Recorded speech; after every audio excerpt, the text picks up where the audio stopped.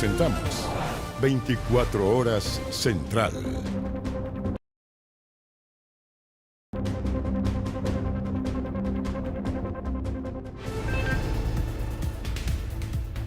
Bueno, ayer nada más vivimos la Pascua, la celebración de la Pascua, y muchos hablaban de la recuperación del Papa por su aparición. Esa es una de las razones por las cuales hoy el mundo está conmocionado con su fallecimiento. Tenemos detalles de todo lo que ha sido esta intensa jornada junto a nuestra enviada especial al Vaticano, Flavia Cordela. Flavia, ¿qué tal? Buenas noches. ¿Cómo están? Muy buenas noches. 3 de la mañana aquí en el Vaticano, en Roma, en una jornada bastante extensa. Una jornada que a las 7:35 de la mañana encendió las alarmas cuando se dio a conocer la muerte del Papa Francisco. 7:35 hora del deceso, y durante esta jornada los médicos confirmaron que fue un ictus y un colapso cardíaco lo que llevaron al Papa Francisco a la muerte. Recordemos que él estuvo en un estado complejo de salud durante el último tiempo, pero todo indicaba que el Papa Francisco estaba en recuperación. Lo hemos ido comentando, ¿no es cierto? La aparición que él tuvo en Pascua el día de ayer, pocas horas antes de que falleciera, era una señal también de que el Papa Francisco estaba avanzando en los tratamientos que se le estaban haciendo por esta doble pulmonitis que lo había tenido afectado.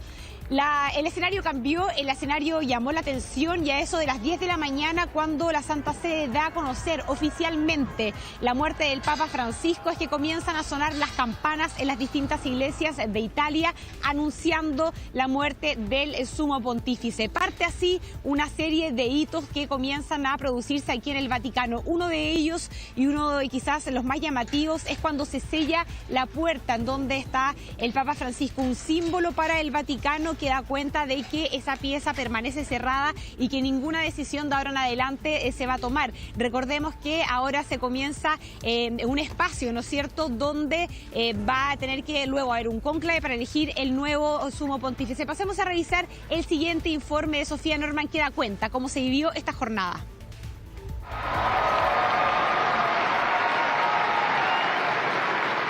Cari fratelli e sorelle, buona Pasqua.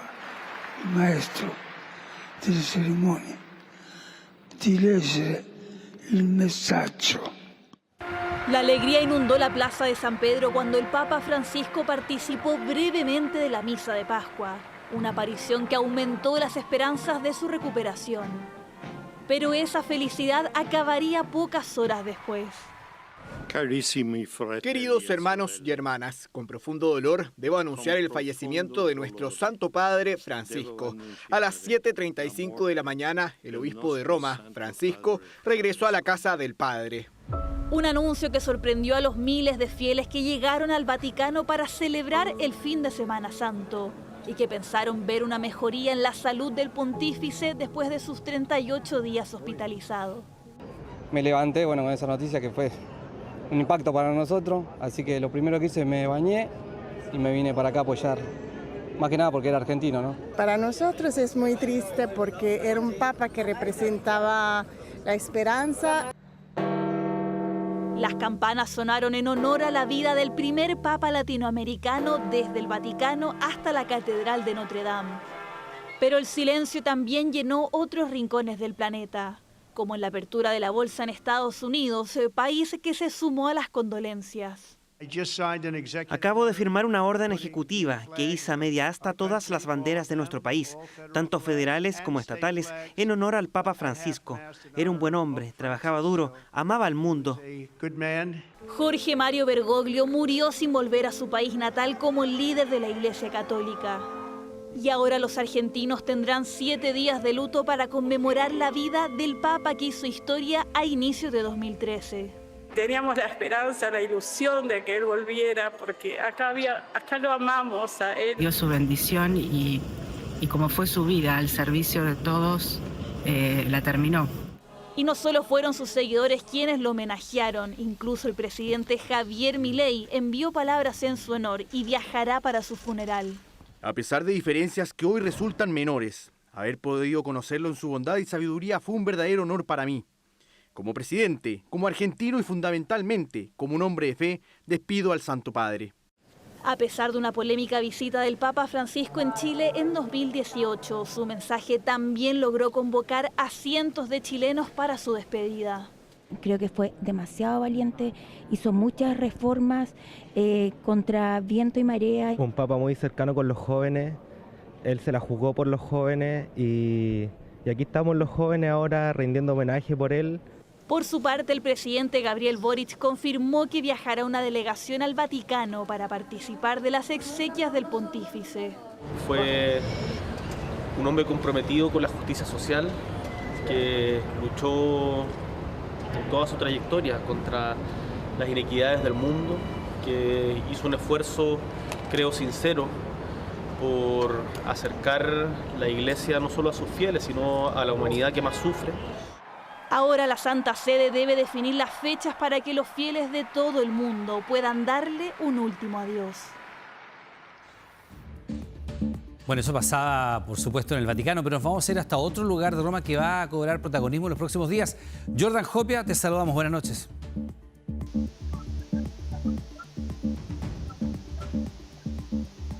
Sí, ¿qué tal? ¿Cómo están? Buenas noches. Los saludamos desde la Basílica Papal Santa María la Mayor, aquí en Roma. Nos hemos trasladado desde el Vaticano, donde estuvimos durante toda esta jornada, hasta este punto. Un punto bien importante porque en los próximos días acá es donde va a llegar y donde posteriormente va a permanecer el cuerpo del Papa Francisco. Esto por petición expresa del Sumo Pontífice, que en el año 2023 señaló que en este lugar es donde él le gustaría permanecer una vez ya sin vida, ¿no? Él ha dejado peticiones bien concisas en torno a cómo debiera ser justamente su sepultura. Por ejemplo, voy a pasar a leer algunas indicaciones que dejó en su testamento.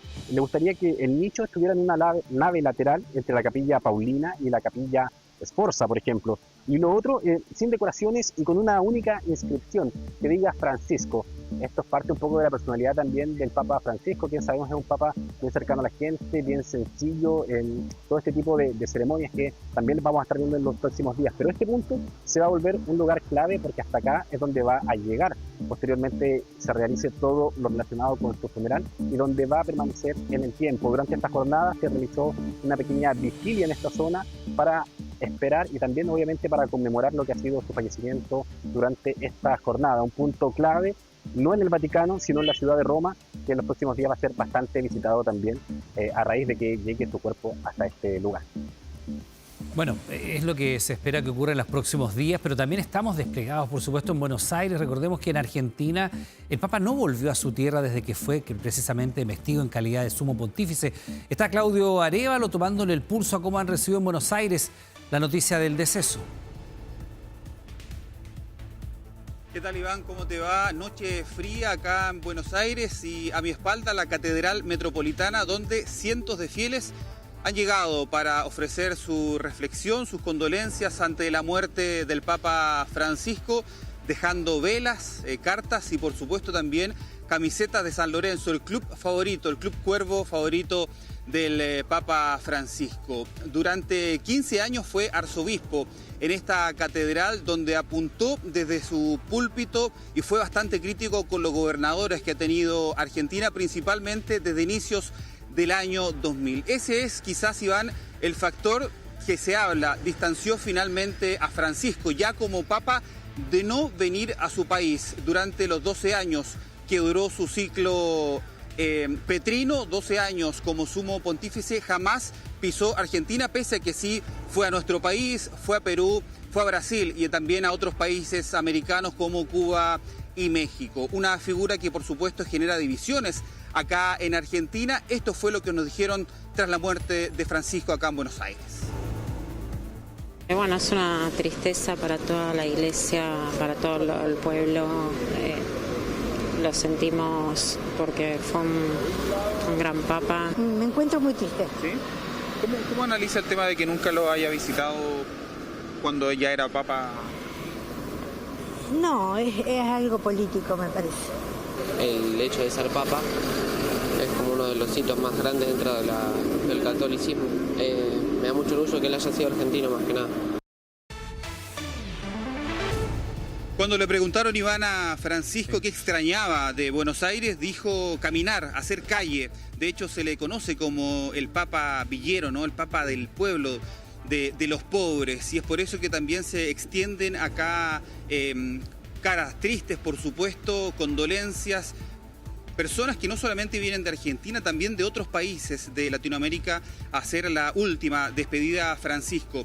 Se han hecho misas para cerrar ya este despacho, Iván, en otros puntos de Argentina, pero principalmente donde hizo su camino sacerdotal Francisco. Hablamos de Santa Fe, de Córdoba y por supuesto el barrio de Flores, donde nació, donde se crió y donde dijo, según sus biógrafos, sintió el llamado, esa vocación que luego de varios años lo llevaría a Roma.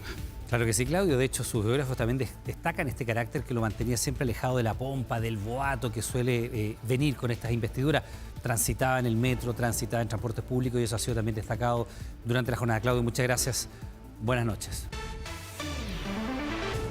Bueno, vamos a conocerlo más. Jorge Mario Bergoglio, porteño, hincha de San Lorenzo, amante del tango, probablemente nunca sospechó que tendría el honor de ser el primer latinoamericano en convertirse papa. Hizo de los pobres y marginados el centro de su papado. Reformó la curia y enfrentó a una iglesia en crisis marcada por los abusos. Paz Montenegro y Rodrigo Gutiérrez nos comparten su historia.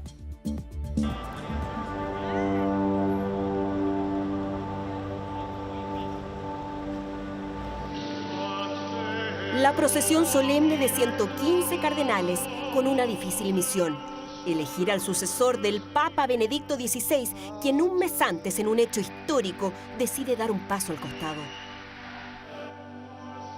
El pontífice número 266 cargaría una pesada cruz, la de una iglesia en crisis y herida por abusos, corrupción y pugnas de poder.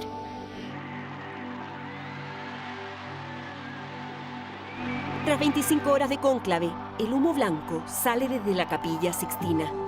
7 de la tarde con 3 minutos acá en Roma. Usted escucha cómo suenan las campanas de la Basílica de San Pedro. 3 de la tarde y un poquito más allá en Chile. La quinta votación ha dado el humo blanco que tanto hemos esperado. Annuncio vobis gaudium magnum. Habemus papam.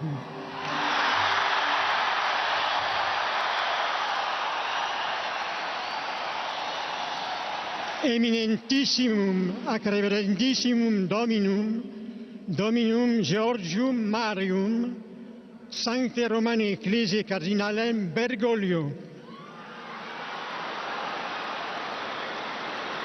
qui sibi nomen imposuit Franciscum. ¡Argentina! ¡Argentina! Estamos sorprendidos. Nos ha dejado boquiabiertos. Sorpresa mundial, el cardenal argentino de 76 años no figura entre los favoritos, pero 90 votos de sus pares lo convierten en el primer papa latinoamericano en la historia de la Iglesia Católica.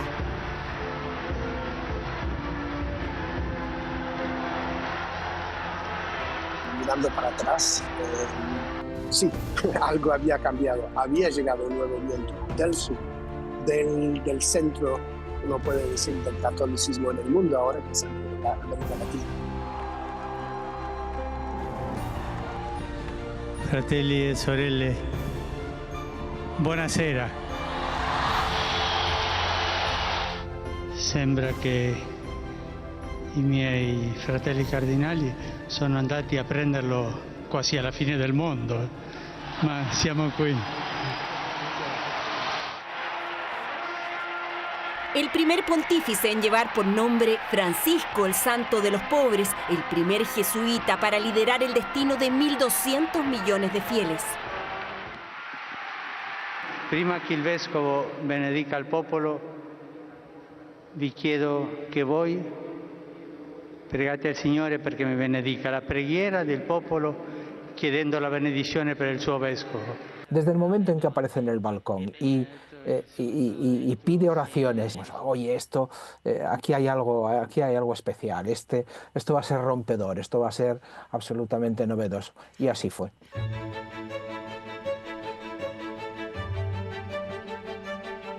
Jorge Mario Bergoglio Sivori nace en el seno de una sencilla familia de inmigrantes italianos. Su padre, empleado ferroviario, su madre, dueña de casa. Se diploma como técnico químico, pero su vocación lo lleva al sacerdocio y a la compañía de Jesús. En marzo de 1960, Jorge Mario Bergoglio pisó por primera vez suelo chileno. Tenía 24 años y aquí, en la Casa Loyola de la Compañía de Jesús, cursó durante un año lo que se conoce como juniorado, etapa de formación jesuita dedicada a los estudios humanísticos. La habitación que ocupa entonces hoy se mantiene así.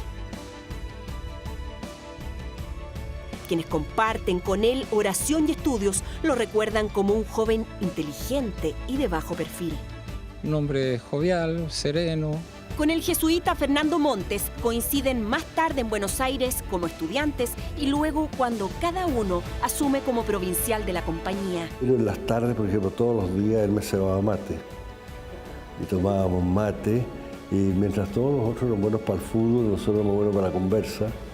El hecho de haber centrado, intentar haber centrado la Iglesia en los pobres, ¿no? en los desheredados, todo eso yo creo que le viene de los jesuitas.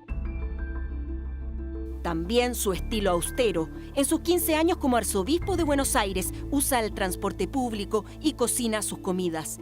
Desde la calle y desde el púlpito denuncia la pobreza y la corrupción. Y cuando nuestros chicos nos ven a nosotros dirigentes, que le damos este testimonio de bajeza, no se animan a soñar, no se animan a crecer. El 2001, Juan Pablo II lo crea cardenal. 4 años después, el nombre del arzobispo de Buenos Aires se acerca en votos al de Joseph Ratzinger, el Papa Benedicto XVI, de quien tras su renuncia el 2013 se convierte en sucesor. Por primera vez, fuimos testigos de 10 años de convivencia entre un pontífice en funciones y un papa emérito, tan cercanos y distintos a la vez. La cohabitación fue magnífica porque entre ellos dos se querían, se estimaban, se respetaban. El problema vino, como siempre suelen venir los problemas en la Iglesia, por los círculos, por la gente que se mueve a su alrededor. Es que Francisco rompe tradiciones e inicia cambios de forma y fondo desde el primer momento. Se sacan los zapatos rojos y se ponen los mismos zapatos que llevaban los barriales de Buenos Aires. No pidió nuevos, se los mandaron. A me fa male quando vedo un prete o una suora con la macchina ultimo modello, ma no si può. Una iglesia pobre para los pobres anunció rechazando la cruz de oro, las limusinas y los lujos del Palacio Apostólico.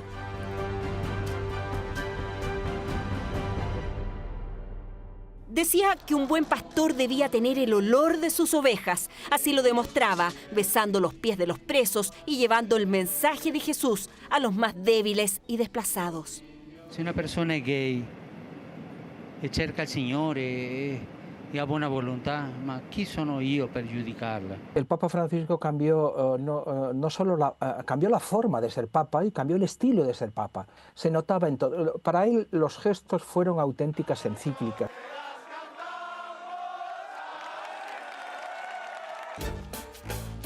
Eran comunes sus salidas de libreto y demostró tener un gran sentido del humor.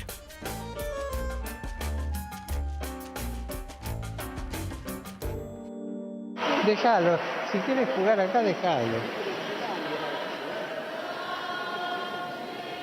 Es argentino, indisciplinato.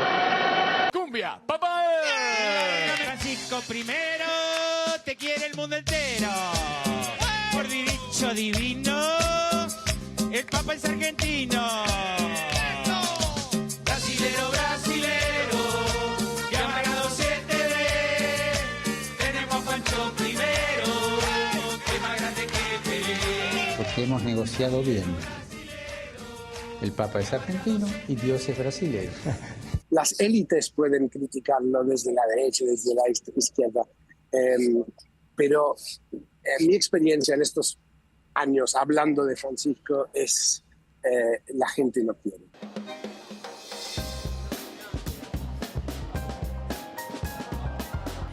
Así, el hincha de San Lorenzo, que nunca abandonó el mate y su gusto por el tango, fue sumando popularidad no solo entre los católicos. Un papa global que impulsó lo que él llamaba una iglesia de salida. Francisco estaba convencido de que la Iglesia tiene que cambiar, tiene que cambiar radicalmente si quiere conectar otra vez con la sociedad actual. Acogió a los católicos divorciados, perdonó a quienes han abortado y apoyó la unión civil de parejas del mismo sexo. En los primeros meses, donde más generó atractivo fue precisamente en los que no eran católicos y que veían esta figura muy revolucionaria, digamos, y muy novedosa. Las reformas a una cuestionada curia y a las oscuras finanzas del Vaticano fueron también su prioridad. Ese tipo de cosas es lo que le costó al Papa Francisco sangre, sudor y lágrimas, y enfrentarse con toda la estructura clerical, el clericalismo, que es lo que ha hundido a la Iglesia, ha ocasionado, por ejemplo, la plaga de los abusos. Expreso mi dolor por los pecados y crímenes graves de abusos sexuales cometidos por el clero contra ustedes. Y humildemente pido perdón. El reconocimiento del flagelo y una disculpa sentida a las víctimas que reiteró una y otra vez. También en la visita más polémica de su pontificado, la de Chile. La vergüenza que siento ante el daño irreparable causado a niños por parte de ministros de la Iglesia. Pero la herida y la crisis de la Iglesia chilena eran más profundas de lo que le habían informado. El punto más bajo de su pontificado, él lo ha dicho, a mí me lo ha dicho y creo que lo ha dicho en otras veces. El punto más bajo porque se dio cuenta de que ha sido estafado. A su regreso, en el Vaticano ordena una investigación que inicia cambios en Chile y un giro en su pontificado con las víctimas en el centro. Fue un hecho decisivo y clave. O sea, el efecto que tuvo el viaje a Chile hizo que el tema de los abusos se tomara toda su agenda en gran parte de los años posteriores. A mí me parece bastante notable, debo reconocerlo, como después de haber metido la pata, lo reconoció y pidió disculpas, cosa que no ha sido corriente en una historia de los papas. En sus 12 años de pontificado visitó 66 países de los 5 continentes. Solía decir que hay que ir a la periferia si se quiere ver el mundo tal cual es. Es decir, ese líder mundial aparece ahí, el líder mundial que hace juntar al mundo cubano con el mundo norteamericano para poder llegar a un acuerdo. Es un proceso, es un signo de la victoria de la cultura del encuentro. Se ofreció y actuó como mediador entre Israel y Palestina, criticó el llamado capitalismo salvaje y su encíclica Laudato Si fue la primera de este tipo en la historia eclesial. Nuestra casa si sta rovinando e ciò danneggia tutti, specialmente i più poveri. Y se enfrentó en el último tiempo incluso con el gobierno de Trump sobre el tema de migración, y en eso fue muy duro, digamos. Una persona che pensa soltanto in fare muri, sia dove sia, e non fare ponti, non è cristiano. En los últimos años, la guerra en distintos puntos del planeta fue la principal causa de sus desvelos.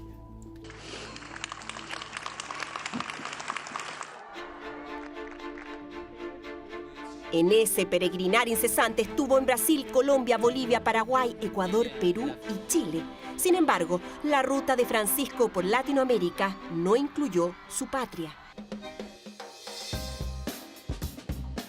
Algo no insólito, porque que no venga a su país. Me parece re mal, porque salió de acá de la Argentina y no volvió nunca. O sea, razones hubo y especulaciones hubo muchas. La razón final probablemente se fue con él. Argentina es el único país del mundo donde Francisco es también Jorge Bergoglio. No quiso que su historia, sus enemistades y vínculos tensionaran aún más la grieta que divide a la sociedad y a la política trasandina. Él ha querido siempre contribuir a sanar heridas. Y la Argentina es un país, es una cultura, ¿no?, muy polarizada. Y el riesgo ha sido tal vez que su visita habría sido utilizada. No fue, pero sí recibió a cada uno de sus mandatarios en el Vaticano. A Cristina Fernández, la misma que lo acusó de liderar la oposición horas después de ser nombrado papa. Ay, no voy a tocar. ¿Puedo tocar?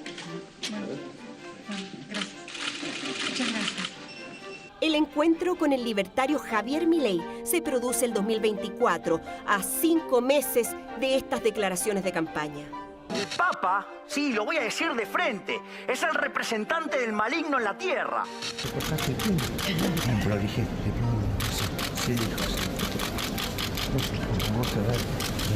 Gracias por venir. También como pendientes de su pontificado quedaron un mayor protagonismo de la mujer en la iglesia, la participación de los laicos y el celibato de los sacerdotes. Abrió la discusión, pero no logró avanzar. Por lo tanto, depende de dónde se mire. Algunos dirán que se avanzó mucho, otros dirán que se avanzó poco, pero sí claramente marcó un cambio sobre el foco que quería que la iglesia tiene que tener. Sí sacudió a una iglesia en crisis para hacerla más democrática, transparente, austera, inclusiva, cercana. Fue un hombre que tuvo que tener la fortaleza suficiente para poder enfrentarse a los lobos dentro de la iglesia. Tuvo que tener la fortaleza para poder decirle a sus hermanos que fueron abusadores. Y que tuvo que tener la fortaleza también de decirle a otros que si la iglesia continuaba como está, sacaba a la iglesia. En enero de este año, el Papa dio a conocer su autobiografía Esperanza, la primera de un pontífice en la historia de la Iglesia Católica. Una publicación que en un inicio estaba prevista como obra póstuma, pero cuyo mensaje y legado Francisco optó por compartir en sus últimos meses de vida. El pasado 14 de febrero ingresó al policlínico Gemelli con una bronquitis que rápidamente derivó en una neumonía bilateral. Su cuarta hospitalización en 4 años, con un pulmón menos, en esos 38 días estuvo al borde de la muerte, pero resistió.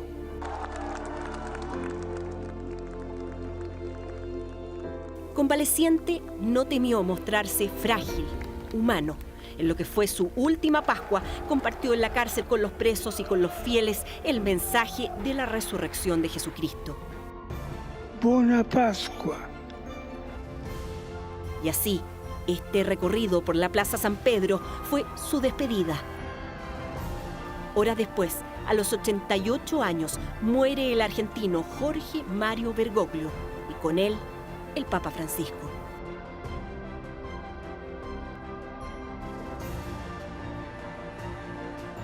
Una iglesia en salida. Eso es un legado que nos deja mayúsculo. Salir de los palacios de la curia y ensuciarse las botas en el barro. Es el primer papa de una nueva época más global en la iglesia.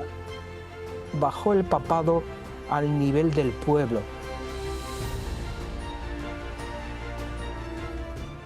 El principal legado del Papa Francisco es que fue Francisco.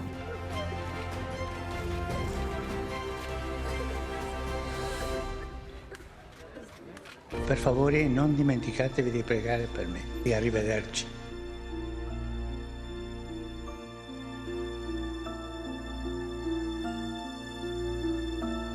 Bueno, ahí había algunas de las salidas de protocolo que incluso son graciosas, pero el Papa Francisco fue el segundo sumo pontífice en visitar nuestro país. Su paso por suelo nacional fue muy distinto al de su predecesor, Juan Pablo II. Algunos califican su visita como un fracaso, otros como un hecho esencial para cambiar el futuro de la Iglesia en Chile y en el mundo. Fue sin lugar a dudas una visita que marcó su papado.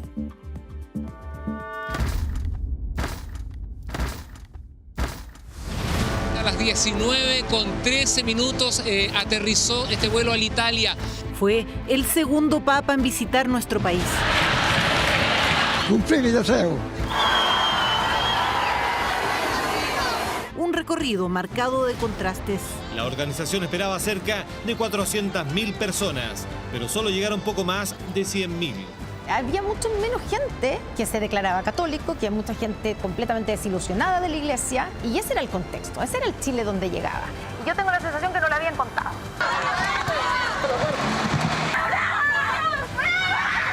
Y para muchos es probablemente el peor viaje que tuvo el Papa en su pontificado. Una visita de solo 4 días, pero con consecuencias que se extienden hasta hoy. El día que me traigan una prueba contra el obispo Barros,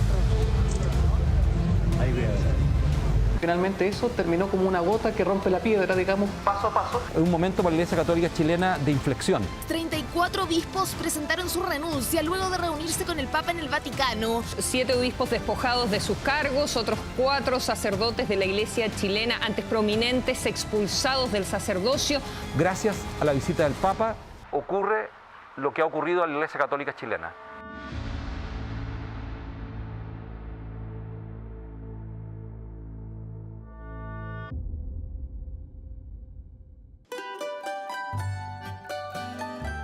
Las 5:30 de la mañana marcaba el reloj en Chile cuando en el Vaticano se producía el encuentro. En una audiencia con el Papa, donde la presidenta le reiteró su invitación al viaje, ¿no es cierto?, a poder visitar Chile.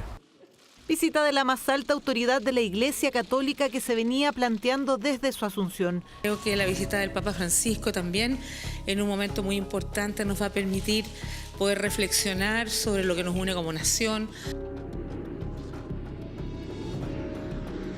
La primera vez que yo estaba dentro de el avión papal, que además tiene todo tipo de protocolos. Yo tuve que viajar de Chile a Roma. Era un ambiente muy, yo te diría, de como mucha expectativa por una visita de un papa que era tan cercano a Chile, por ser argentino, por ser latino, por todo eso. Ya lo vemos en la escalinata del vuelo a Italia, Jorge Mario Bergoglio Sívori, casi 60 años después de llegar por primera vez a Chile. Era la visita del primer papa latinoamericano y la segunda vez en que un sumo pontífice pisaba suelo chileno desde hace 31 años.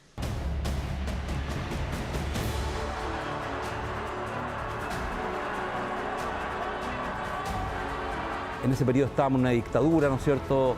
Era la primera visita internacional de esa altura que llegaba a Chile. No tengáis miedo de mirarlo a él.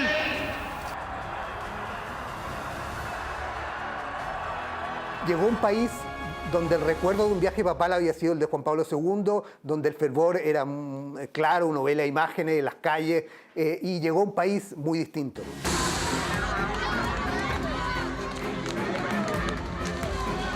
En el caso de este Papa estábamos en una iglesia que estaba fuertemente tensionada. ¡Obispo encubridor!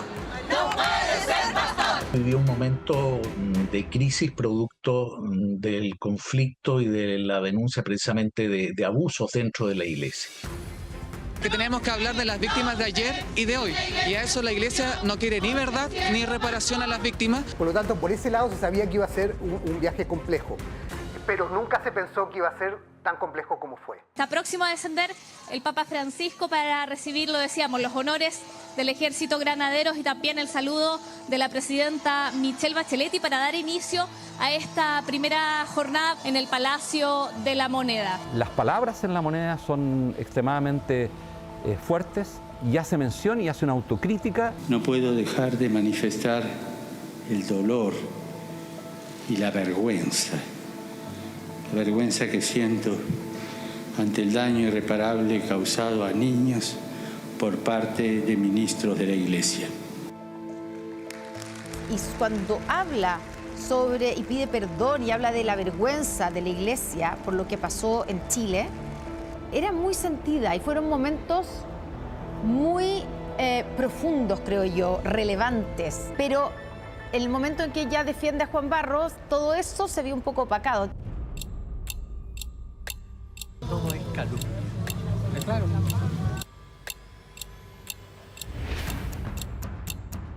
Se generaron algunas protestas precisamente en Osorno por la presencia del obispo Barros. ¡Obispo encubridor!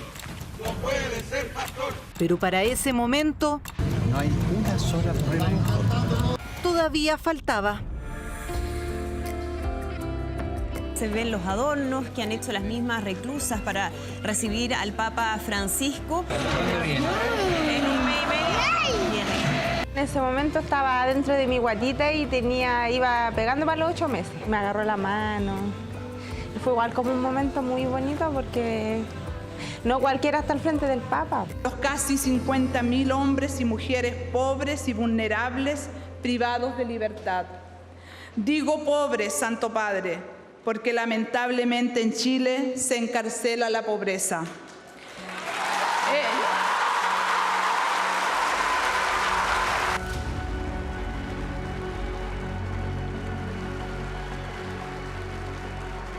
Fue conmovedor y fue profundo. Nadie puede ser privado de la dignidad.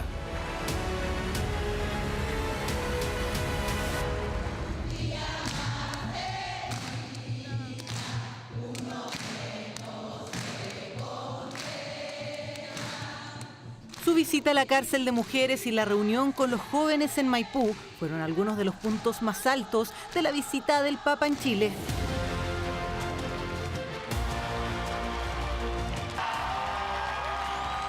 Hubo distintos minutos, digamos, hubo distintos instantes o episodios, digamos. Uno fue lo de Maipú. Fue un encuentro que me dejó me marcó mucho. Lo que pasó en Temuco. Toda la noche aquí. Mucho frío, ¿no? Sí, bastante frío. Tiene que ser con sacrificio, pues. Y queríamos ver a nuestro pastor. Nos sentimos nosotros acá como acogidos con el Papa. Pero definitivamente lo que pasó en Iquique fue lo que hizo darse cuenta de que no era lo que muchos esperaban que iba a pasar. Aquí se esperaban 200.000 personas. Es una imagen que entrega Carabineros de Chile. 300.000 personas. Sí, se habló en algún momento hasta de 400.000 personas. Y eso, claro, fue duro. Para quienes nos subimos al altar y miramos un poco lo que estaba pasando, era extremadamente duro. Digamos, el recorrido del Papa Móvil, el primer recorrido saliendo del aeropuerto, no había gente. Uno veía desde las van y uno decía, ¿dónde está la gente? Le hace comentario en Roma después. De acuerdo, poca gente en Chile. Él hace el comentario. ¿Qué pasa? De acuerdo, ¿qué pasa en este país? Que cuando fue Juan Pablo II. Hay un comentario. Pero, ¿sabes? Yo creo que en el momento, él también se da cuenta. Se espera que sea una misa multitudinaria y no, de momento no lo es. Pero yo creo que hace tomar conciencia también al Vaticano y al Papa que hay una tensión grave que no ha sido escuchada ni atendida por parte del Vaticano. Un llamado de atención de un país golpeado por graves denuncias de abusos sexuales dentro de la Iglesia, una señal que venía antecedida por la molestia que generó en los denunciantes y en la comunidad laica la presencia de uno de los obispos más cuestionados. Ahí viene, aquí se puede ver a la altura, Francisco. El primer acto del Papa, grande, apareció Juan Barro inmediatamente. Y hubo una decisión de él de verse al lado de Barros. Bueno, en general la presencia del obispo Barros en las actividades que hubo, yo consideraba que era totalmente imprudente. Ese fue el primer minuto en que hubo una especie de cortocircuito. Y sucede que cuando finalmente dice que todo es calumnia, finalmente esto toma otro cariz. Hay un tema que preocupa a los chilenos, que es el caso del obispo de Osorno. ¿Usted le da todo el respaldo al obispo Barros? El día que me traigan una prueba contra el obispo Barros, ahí voy a hablar. No tengo más que palabras de gratitud al Papa por ese camino claro, por ese camino que también me significa apoyo. No hay una sola prueba, todo es calumnia. Claro.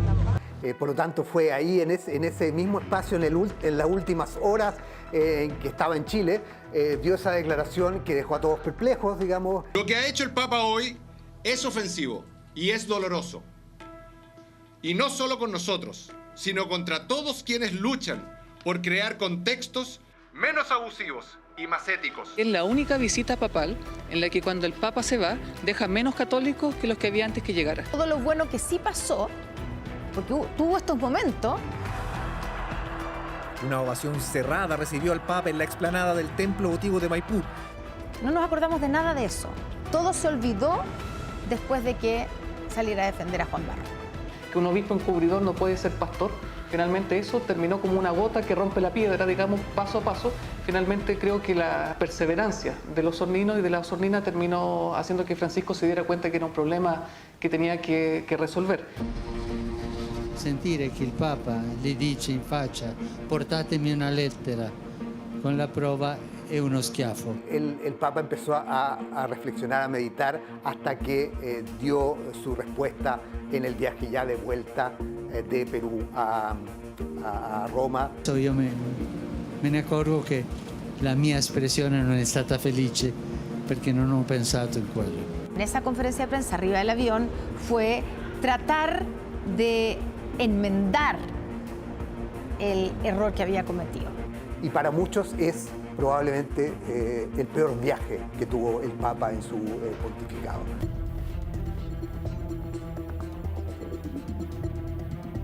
¿Cómo corregir ese problema y cómo abordar ese tema?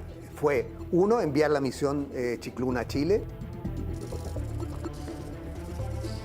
¿Con Fernando Caradima se reunió? Con Esati, sí. Con Ezzati, sí. ¿Sí? ¿Se reunió con Esati? ¿Se reunió con Esati? ¿Cómo fue esa reunión? El Papa Francisco envía una delegación a revisar y recoger precisamente testimonios de la situación de la Iglesia en Chile por la cuestión de los abusos. Quiero manifestar mi agradecimiento a las personas que se han declarado disponibles para encontrarse conmigo durante los próximos días. Y cuando vino Chicluna y Bertomeu, la primera vez, nosotros le aportamos 1.500 páginas de evidencia a Francisco. ¿Que nos puede entregar algún testimonio de lo que viene? ¿O de lo que espera alguna expectativa? A la salida encantado, sí. Espero yo que en evidencia el encubrimiento de la Iglesia de Santiago por parte de Errázuriz, Esati. Cuando él llega al Vaticano y empieza a tener todos los antecedentes, y Chicluna y Bertomeu le plantean todo lo que está sucediendo, él no lo podía creer. Una misión especial que se reunió con víctimas y que levantó información que durante décadas se había mantenido oculta, un informe que se traduciría en uno de los puntos más críticos en la historia de la Iglesia. Yo creo que obligó a la Iglesia chilena a mirarse al espejo, pero bueno, muchas personas no se querían mirar al espejo dentro de la Iglesia chilena. Le pide la renuncia a toda la conferencia episcopal. Situación inaudita en la historia de la Iglesia. Todos los 34 obispos pusieron sus cargos a disposición. El Papa aceptó 7 renuncias y con el paso de los meses reestructuró la Iglesia chilena con la salida de su principal autoridad. Al mediodía de Roma, 8 de la mañana de Chile, el Vaticano informó que el Papa Francisco aceptó la renuncia de Ricardo Esati Andrello como arzobispo de Santiago. Es un giro copernicano, digamos. Desde la negación, desde el no tener conciencia o no haber tomado conciencia de la profundidad, a acoger a las víctimas, a los sobrevivientes en una reunión en el Vaticano. Los 3 principales denunciantes de Caradima son importantes actores en esta modificación, porque su perseverancia, y en el caso de algunos de ellos por su amor por la Iglesia, ¿no es cierto?, hace que esto se modifique. El Papa nos pidió formalmente perdón a nombre propio y a nombre de la Iglesia Universal. La visita fue, yo diría, de grandes expectativas, de asistencia que no se cumplieron, pero la toma de conciencia de un problema interno que tenía la Iglesia y en particular la Iglesia en Chile.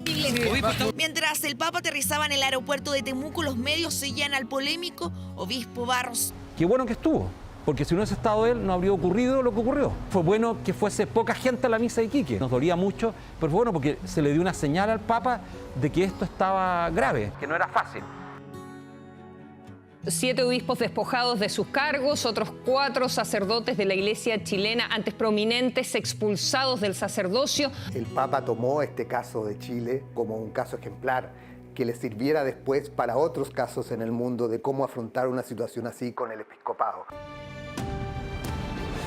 Una visita que duró menos de 70 horas, para algunos un fracaso que se convirtió en una oportunidad que obligó a encender las luces sobre los secretos más oscuros del clero chileno y cuyos efectos repercuten hasta hoy en la Iglesia y el mundo. Chao, gracias.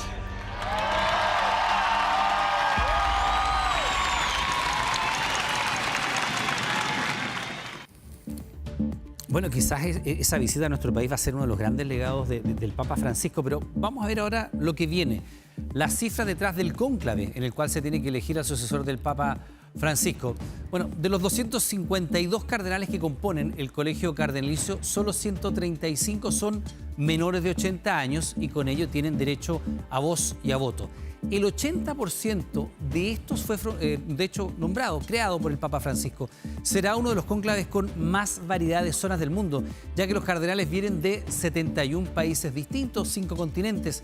53 son europeos, 37 son americanos, 27 son asiáticos y oceánicos y 18 son africanos. Nuestro país estará representado por el cardenal Fernando Chomalí. El cardenal de mayor edad es Carlos Osoro de Sierra, de España, con 79 años. El más joven es Mikola Bichok, de Australia, con 45 años de edad. ¿Cómo será este proceso de elección del nuevo Papa? Natalie Catalán nos cuenta más.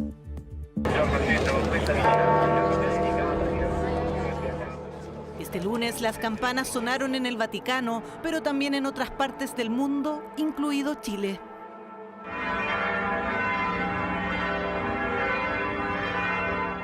Es la muerte de un papa en ejercicio, un acontecimiento que no se vivía desde hace 20 años, con la muerte de Juan Pablo II el 2 de abril de 2005. Santo Padre Giovanni Paolo II è tornato alla casa del Padre. La muerte de un pontífice marca el inicio de una serie de eventos que fueron ficcionados en parte en la premiada película Cónclave. The Pope is dead. The throne is vacant. Y una vez que se anuncia, hay sede vacante.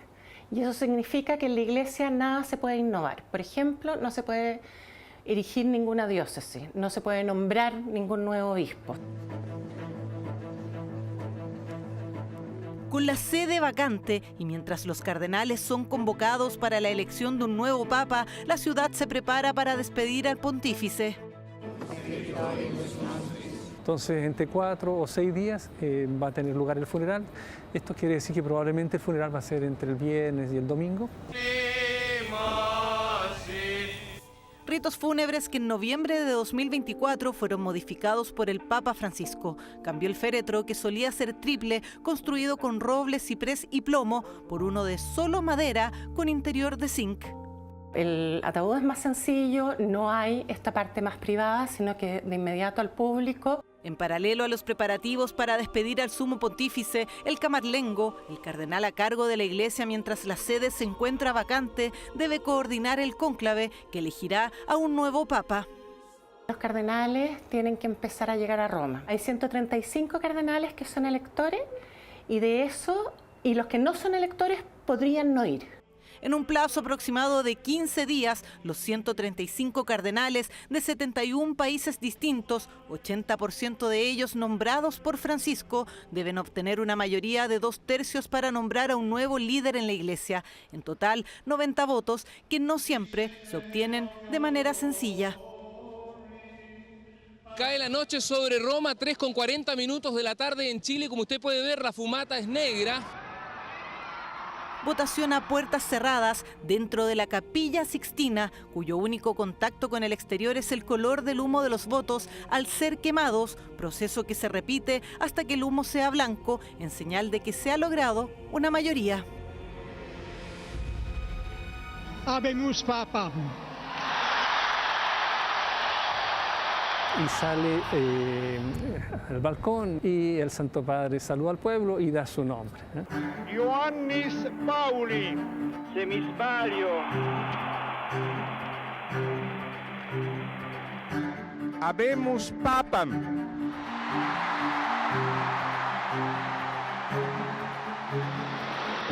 Qui sibi nomen imposuit Franciscum. Fratelli e sorelle, buonasera. Ritos funerarios y cónclave que normalmente toma en total unos 15 días, tiempo en que el mundo fijará sus ojos en el Vaticano hasta que la multitud se reúna nuevamente en la Plaza de San Pedro a conocer el nombre del nuevo pastor de la Iglesia Católica. Bueno, ya van a empezar a aparecer los nombres. De hecho, ya, por supuesto, los vaticanistas, que son estas cronistas especializados en temas vaticanos, han empezado a deslizar cuáles serían algunos de los favoritos para reemplazar al Papa Francisco. Y aparece como uno de los más nombrados Pietro Parolin, italiano, actual secretario de Estado Vaticano. Bueno, es el número 2 del Vaticano, muy cercano al Papa Francisco. También aparece Luis Tagle, filipino, lo llaman el Francisco asiático, y es una influyente figura dentro del Vaticano, en una línea también cercana, distinto, un poco más conservador. Está Peter Erdo, húngaro, uno de los favoritos entre los cardenales europeos.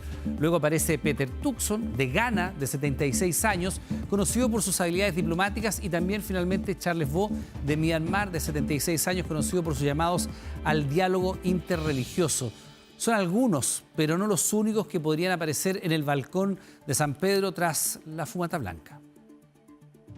Apuntando directamente a Johannes Kaiser y José Antonio Kast por los costos que provocará la decisión, finalmente Evelyn Matei anunció que Chile Vamos no será parte de la elección de primaria el mes de junio. El plan B no resultó y la polémica posibilidad de competir con Francisco Chaguán, Rodolfo Carter y el senador Cruz Coque fue desechada por la propia candidata. Lo responsable y lo correcto es competir en primera vuelta. Semanas de negociaciones y trascendidos que finalmente con esta frase terminaron porque Chile Vamos no tendrá primarias. Atrás quedó la idea de la polémica elección que se levantaría para favorecer a Evelyn Matei, la que incluiría a Rodolfo Carter, Luciano Cruz Coque y al senador Francisco Chaguán, quien incluso para ser candidato renunció a RN tras 35 años de militancia. Un controvertido plan B tras la tajante negativa de Johannes Kaiser y José Antonio Kast para participar de una primaria amplia. Los responsables, según Matei, de no asegurar un triunfo del sector en noviembre y de lograr una mayoría parlamentaria. Desafortunadamente, tanto José Antonio Kast como Johannes Kaiser se han negado, haciendo imposible ganar en primera vuelta. Dardos contra Kast y Kaiser que la candidata no quiso profundizar. Candidata, ¿qué le parece que no hayan primarias? Chiquillos, qué locura. Pero ¿por qué? Oye, dejen de empujar, hombre. Compórtense.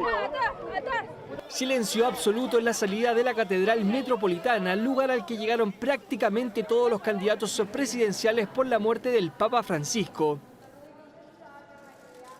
Solo un saludo protocolar y total distancia que se apreció en toda la ceremonia. El otro aludido, José Antonio Kast, optó por una rápida salida evitando abordar la polémica. Muchas gracias. Muchas gracias. Muchas gracias. Muchas gracias. Fue Kaiser quien no pasó por alto los cuestionamientos de Matei. Chile Vamos quería organizar sus primarias, si no la pudieron organizar, no veo cómo puede ser responsabilidad mía. Porque vamos a subsidiar necesariamente a Chile Vamos si la gente tiene derecho a elegir otra opción. RN nunca aprobó la fórmula que sí tenían promotores en la UDI y Evópoli, mecanismo que desde hace días fue criticado fuertemente por el sector que sí tendrá primarias. No me parece bien es que se simule una primaria, ¿no? Que se engaña a la población aparentando una competencia electoral que no es real. Creo que en realidad una primaria que era entre una candidata más un par de parlamentarios que se habían puesto a disposición para que pudiera tener una primaria era un traje a la medida. Intento fallido que golpeó a Francisco Chaguán. Según el senador, fue Matei quien le pidió asumir como candidato, lo que lo llevó a renunciar a RN.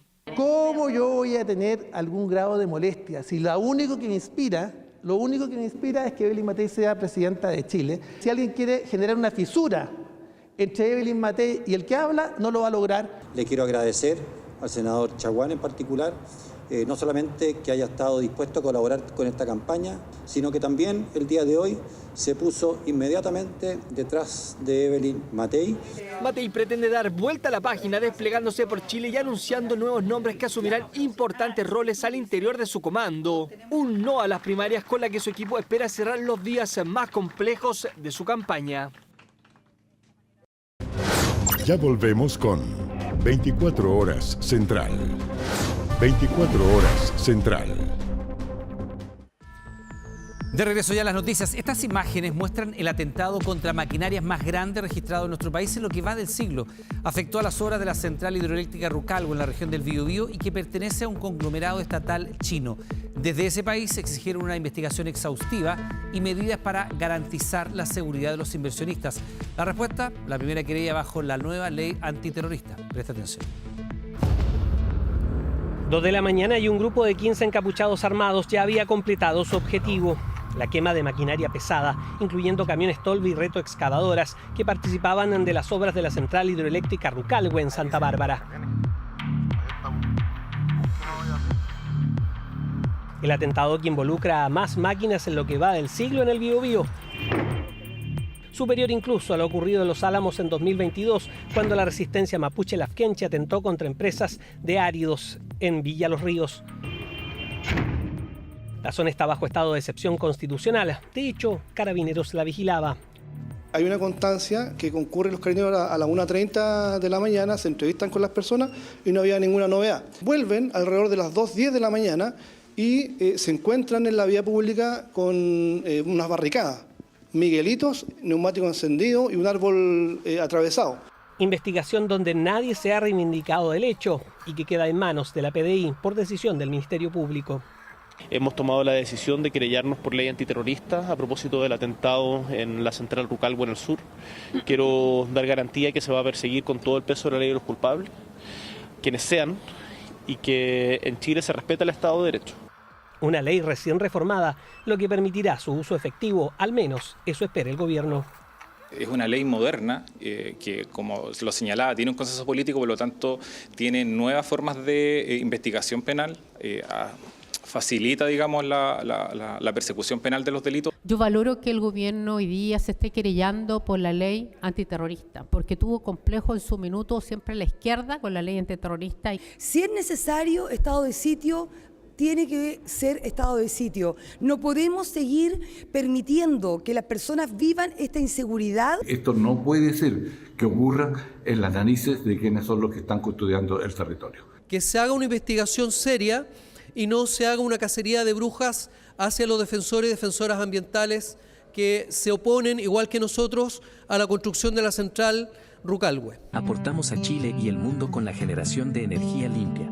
Rucalhue es una central hidroeléctrica de pasada, relativamente pequeña, 90 megawatts de generación comparada con las cercanas centrales Pangui y Ralco, con 460 y 690 megawatts respectivamente. Lleva 15 años como proyecto. Desde 2018 es propiedad de China International Water and Electric Corporation. De ahí la reacción de la embajada china, con una condena enérgica y una exigencia al gobierno chileno de una investigación y medidas efectivas para garantizar la seguridad tanto del personal como de las empresas chinas en Chile. Este es un tema que el gobierno se lo toma con la mayor seriedad y está dispuesto a aplicar todos los instrumentos jurídicos a su alcance. Directivos de la central Rucalhue se reunieron la tarde de este lunes con el ministro de Seguridad Pública. No, la embajada china habla por sí misma. Coletazos tras el mayor ataque incendiario en la zona, que ocurre bajo estado de excepción y cuando la provincia de Biobío llevaba más de un año sin acciones de violencia.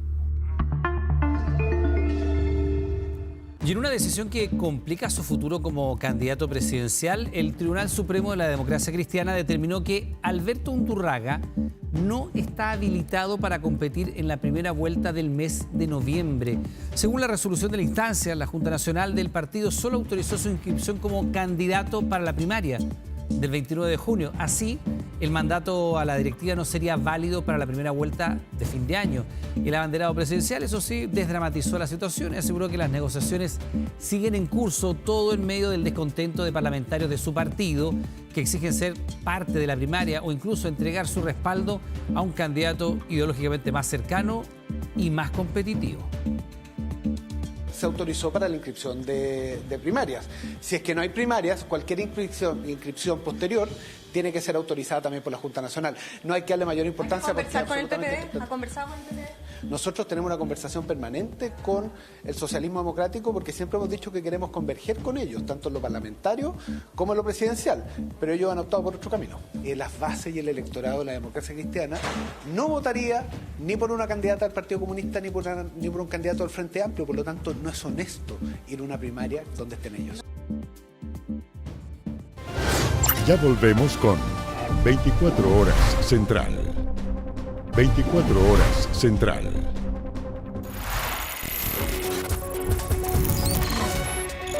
...24 horas... reportajes. ¿Sabía usted que Iván Zamorano jugó gratis en Colo-Colo? o que hubo un famoso entrenador que sintió al Coca Mendoza como si fuera su propio hijo. Estos son algunos de los entretelones de la segunda parte de los 100 años de Colo-Colo, desde la Copa Libertadores, la quiebra hasta la crisis institucional que vive actualmente el club más popular de nuestro país. Pero esta bienvenida a Colo-Colo ha sido realmente memorable. En este plantel hay muchos que quizás se irán y Dios quiera que sea para bien y otros que se van a quedar. Lo digo ahora porque hoy vamos a jugar uno de los partidos más importantes de nuestras carreras. El país pendiente de lo que va a ocurrir en el Monumental colocolino. 8 de la noche con 33 minutos. Bartichotto, Pérez busca la zona, pero la gran maniobra, tocó Mendoza, pelota, Pérez va a hacer el gol, Atención país, por fin gritamos, Colo-Colo campeón, Chile campeón, la Libertadores se queda en casa y este grupo de hombres entra por la puerta grande de la casa de la historia. En realidad cuando me dijeron que había una posibilidad de venir, no lo pensé mucho, pero después como que dije, ¿a dónde me voy? ¿No? Porque no, era como medio incierto el tema. Bartichotto recién llegado a Colo-Colo. Uno de los más emblemáticos ha sido indudablemente que lo trajimos como una promesa. Él no era un jugador consolidado en Argentina.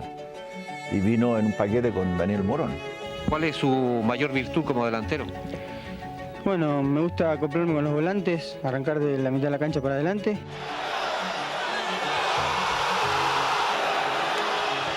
Los caminos del fútbol quisieron que todo en ese Colo-Colo de fines de los 80 fluyera. El proyecto era prometedor, el plantel experimentado, junto a nuevas estrellas como Marcelo Bartichotto, que inauguraba de la mejor manera el estadio nuevo. Bartichotto, Bartichotto, Bartichotto, Bartichotto, Marcelo Bartichotto. Comienza a nevar aquí en Pedreros. Sí, fue uno de los, creo que de los momentos más lindos que pasé también. Pero justo para una inauguración. Y ver, bueno, que ya teníamos casa, ¿no? Que en definitiva íbamos a jugar de local, que fue súper importante tener el estadio también para ganar todo lo que ganamos después. De Mirko ahí en el estadio. El mejor de la historia de Colo-Colo. Y el más grande, para mí, el más grande.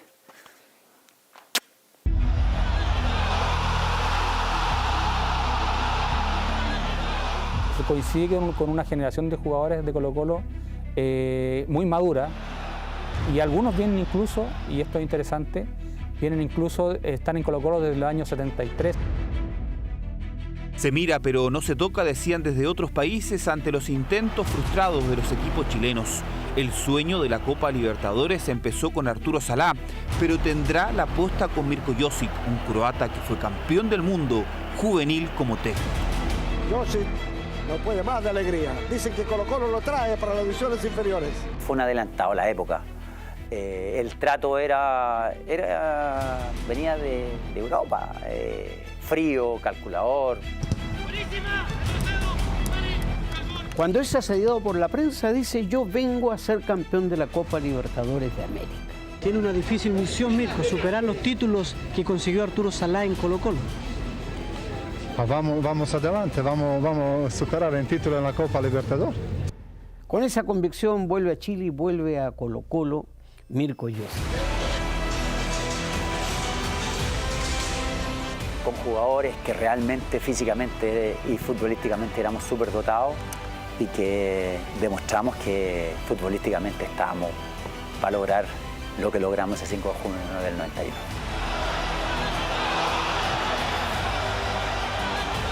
Bueno, Pedro, ¿y qué hacemos con los chilenos en la Copa? Ya el señor Livingston lo dejamos. Ahora nos queda un chileno en la Copa nomás, pues. Colo-Colo, ¿ah? Colo-Colo encamina su senda triunfal en América, donde enfrenta en semifinales al poderoso Boca Juniors de Argentina.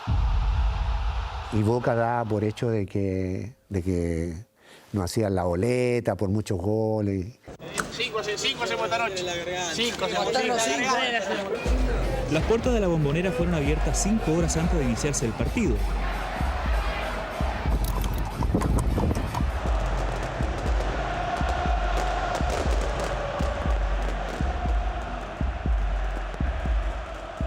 Entramos a la cancha el campo de juego temblaba, y es verdad, temblaba, pero a nosotros no nos importaba.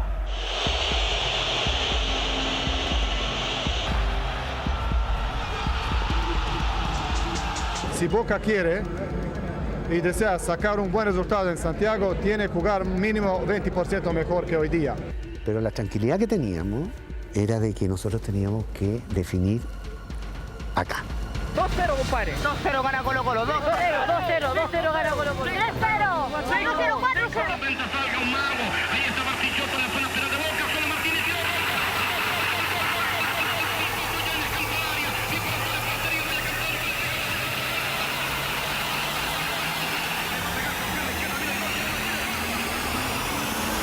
Yo me sentí campeón de Libertadores ganando la Boca. Filas de cuadras y cuadras son la tónica en los lugares de ventas de entradas. La gente esperanzada, era una multitud. Yo recuerdo haber llegado 3 horas antes del partido y ya el estadio estaba casi repleto. Fue una multitud impresionante. Asistencia récord, Bordero igual. Como fue un momento hermoso también cuando Carlos trae a la cabina la carta que había pegado en la pared del vestuario Marcelo Paulo Bartichotto, dirigida a sus compañeros. A ver si me da la vista. Muchachos, no podemos defraudarnos ni defraudar a nuestras familias que están sufriendo tanto más que nosotros. Yo no soy quien para pedirles algo, pero en esta oportunidad lo voy a hacer. Les pido que cuando entremos a la cancha demos gracias a Dios de tener el grupo sensacional que tenemos y del compañero que tenemos al lado. Digo esto porque los quiero y porque ya forman parte de mi vida y de mis mejores recuerdos. Gracias, muchachos. Es impresionante el clima que existe en estos instantes. Chile había perdido tantas finales de Copa Libertadores, había quedado ahí en la orilla y... 8 de la noche con 33 minutos del miércoles 5 de junio. Y esa era una oportunidad para reivindicarnos, ¿no? Para tratar de quedar en la historia. Ahí va Espinosa, gran pared con Pérez, Pérez. Lo dije, cuidado. Se juntaron Espinosa y Pérez y el país entero se levanta con un puño apretado. Yo estaba comentando ese partido y termina el primer tiempo y Blay le empieza a hablar de la Copa Libertadores de América. Nunca más cerca que hoy está esta coqueta novia de América. Te queremos hablar, te queremos decir algo, Copa Libertadores. Queremos que nos acompañes por un año. Vas a ver cómo te queremos en Chile. Y seguimos. Bartichotto por la derecha. Ahí va, Bartichotto, la marca de Suárez. El chico Herrero, González, Herrera. El equipo que supo ser campeón entregaba al país la fiesta más grande que ha dado un club chileno. Esa oscura noche de junio se llenó de una alba y genuina felicidad.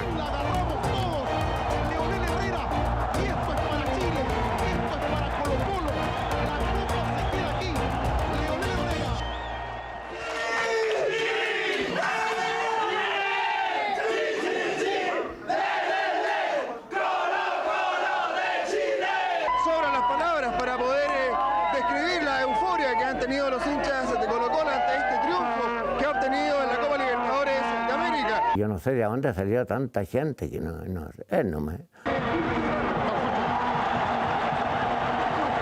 Que de una vez por todas, desde la comuna de Macul en esta oportunidad y de la cancha de David Arellano, había emergido el nuevo campeón de la Copa Libertadores de América. Ha dado varias vueltas olímpicas Colo-Colo en este estadio, en su feudo, pero esta sí que es la más importante, la más trascendente. Una cosa mágica, lo que hasta el día de hoy nosotros nos recuerdan por la Copa, pero lo más importante que hicimos feliz a todos los colocolinos que hay en Chile y por supuesto a un país que tanto lo necesitaba en ese momento.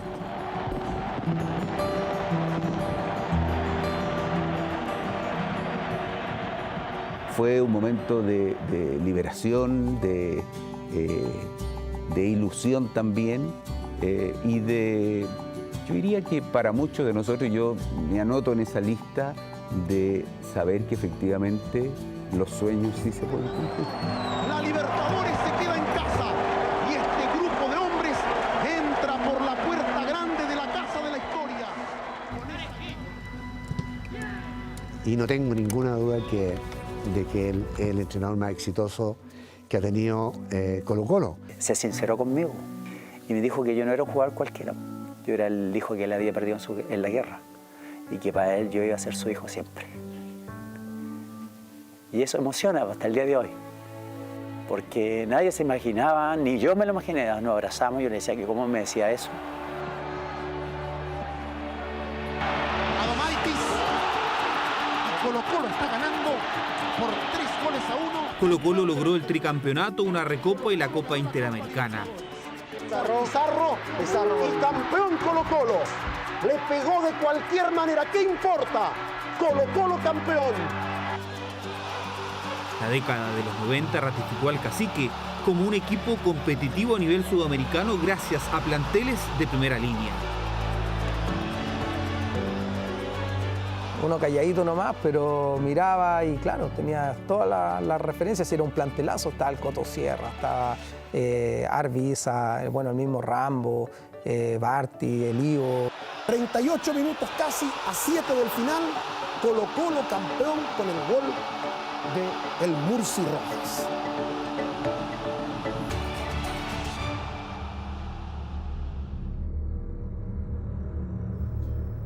La protesta se inició casi 2 horas antes del entrenamiento del primer equipo de Colo-Colo. El éxito estuvo a punto de repetirse. Ya no es un equipo formado en casa con jugadores que venían adquiriendo experiencia, sino que son equipos formados con la billetera. Que ya empezaban los sueldos impagos, de que ya no eran sueldos tan caros. La situación parecía insostenible, pero faltaba el golpe final. El club más grande del país era declarado en quiebra por una deuda millonaria. Se tuvieron que vender edificios históricos como la sede y el teatro. El presidente de la época fue apuntado como uno de los responsables, incluso terminando en el anexo cárcel Capuchinos. Y yo creo que aquí no es mi persona. Aquí se atentó contra Colo-Colo. Y esa fue la mayor falta de respeto.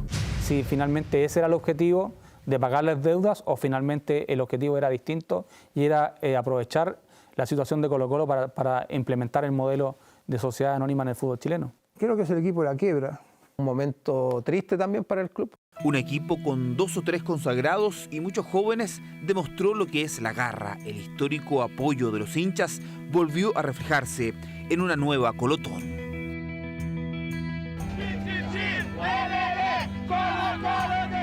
El Colo-Colo no se pudo mantener unido en ese momento tan difícil y que permitió, en el fondo, que dejar la sensación de que Colo-Colo no podía desaparecer. Nos disfrazamos, fuimos a bailar, me acuerdo. No sé, bueno, nos dijeron que había que colaborar, que en definitiva había que hacer cosas que no estábamos acostumbrados a hacer. El empuje y el coraje hicieron que en el peor año surgiera lo mejor. Lograron el título en la quiebra, uno de los trofeos más emocionantes en nuestro país. Tal vez a mí también me tocó escucharlo en algún momento, de atrás pique el indio. Bueno, efectivamente fue no solamente desde lo deportivo, fue desde lo institucional. Yo me acuerdo del Monumental cuando iba chiquitito con mi papá y me llevaba ahí y nos sentábamos en el cemento. Desde chico, antes de nacer, mi papá me cantaba las canciones de Colo-Colo. Bueno, a mí me echaron de Colo-Colo con 13 años por chico y por flaco. Me dijeron literalmente, ¿sabes, chico? Anda para tu casa y dile a tu mamá que te dé más cazuela y volví el próximo año.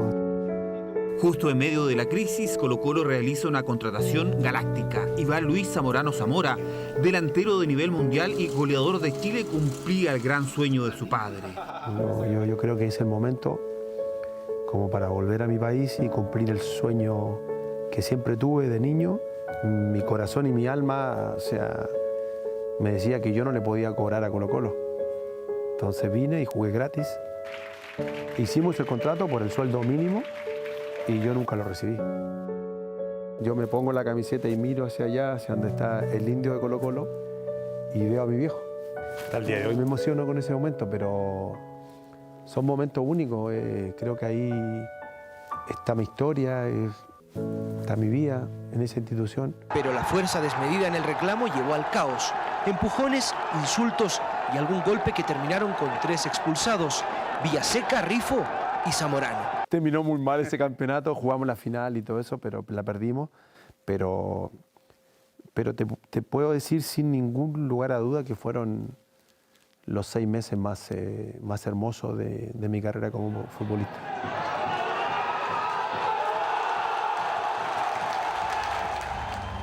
Y disconforme con el presupuesto para el 2006, renunciaba Mirko Josic. Dolido por no haber podido darle el campeonato que la gente tanto quería. Nelson Acosta es uno de los candidatos que está dando vuelta, tiene una trayectoria muy importante en el país, pero hay otros nombres como Arturo Salá, Borgi. Estos equipos, hay 2, está este y hay otras fotos por ahí que son de Colo-Colo 2005-2006. Yo tuve un año solamente en Colo-Colo como jugador, ganamos 2 competencias nada más.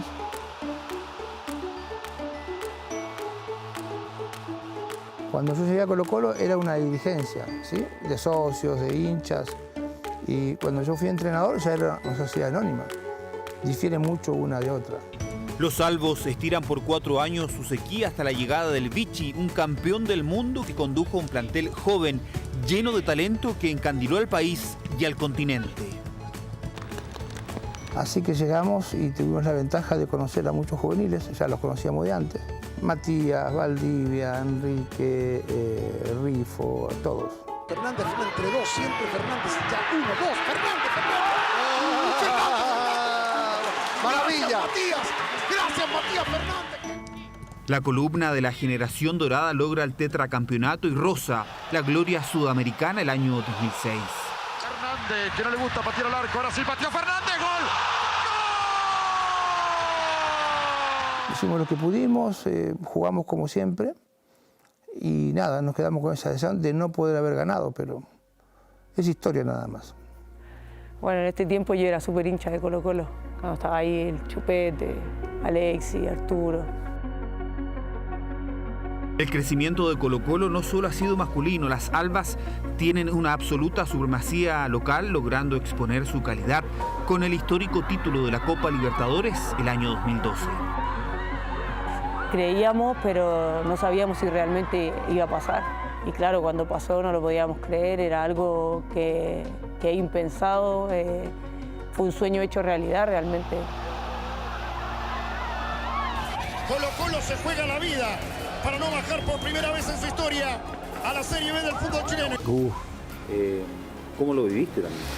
Bueno, muy sufrido. La antorcha inmensa de gloria casi se apaga. Malas decisiones llevaron a que un 11 de febrero del 2021 Colo-Colo estuviera a punto de descender. Por derecha, se viene Solari, encaró, Vicente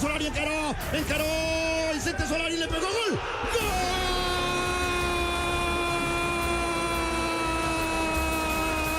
Si Colo-Colo hubiese descendido, no me imagino una cancha con 1000 personas, o sea 20.000 personas, 30.000 personas, no sé. Pero bueno, afortunadamente esto no ocurrió. Pablo Solari se llenó de gambetas, se llenó de amagues, señoras y señores. Le pegó con el... Último minuto. Una historia que ha tenido grietas. La muerte de 2 hinchas a días del centenario profundiza el luto en su escudo. Imágenes que se han repetido por décadas y donde se abre una reflexión. ¿Podrá imponerse la ira y el descontrol en la fiesta del Club Popular? Nadie está por sobre Colo-Colo, nadie. Colo-Colo es la vida, es mi vida.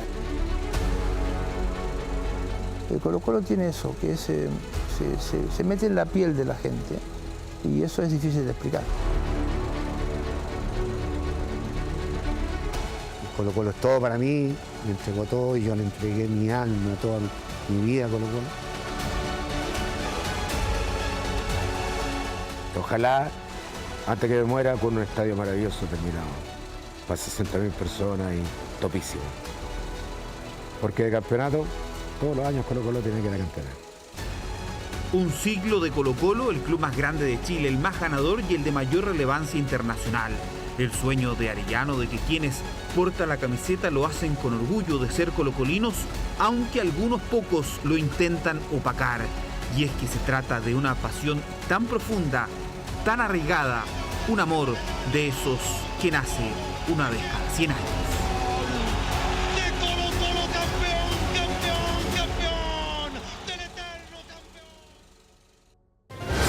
Ya volvemos con 24 Horas Central. 24 Horas Central. Ahora. De regreso a las noticias con información policial. 2 personas muertas y 4 heridas dejó una grave balacera en Colina. Se trataría de una disputa por un terreno. Estamos con Jan Giachetti y los detalles. Jan, ¿qué tal?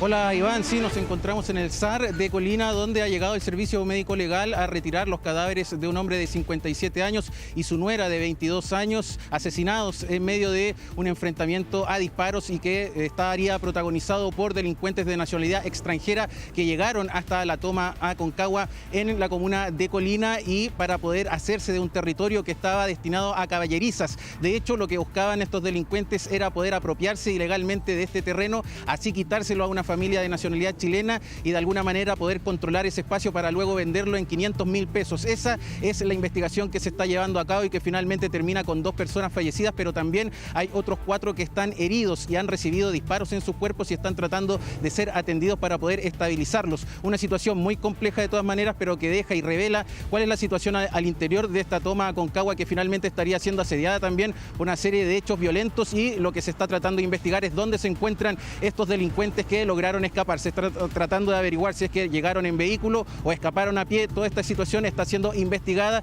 Una información de último minuto, las autoridades se han referido a este tema. De todas maneras, lo que han señalado es que se mantienen prófugas estas personas que protagonizan esta balacera. Nosotros vamos a continuar muy atentos a la evolución de esta noticia, por cierto, y también al estado de salud de las personas que resultaron baleadas, además de qué va a suceder con las otras 2 personas que resultan fallecidas, en este caso que estaban preparando las caballerizas y sus caballos para poder participar en la fiesta religiosa de Quasimodo, que se va a realizar el último domingo de este mes de abril. Situación totalmente en desarrollo, a la cual nosotros estaremos muy atentos. Y estaremos actualizándola, por supuesto, a través de nuestras redes sociales, las plataformas y nuestro canal 24 Horas. Jan Giachetti, muchas gracias.